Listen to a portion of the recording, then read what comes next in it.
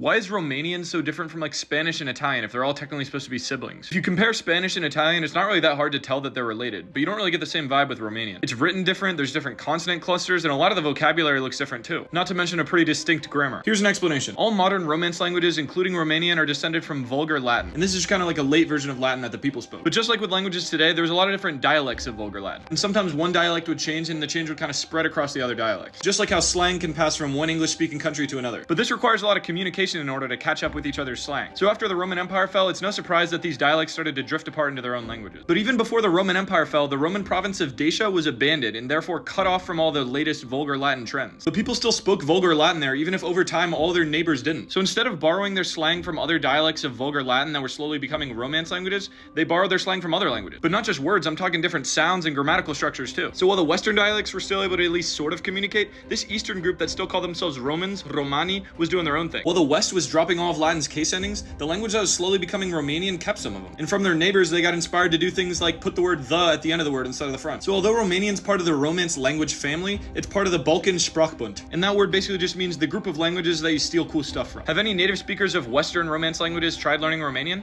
If so, how'd it go?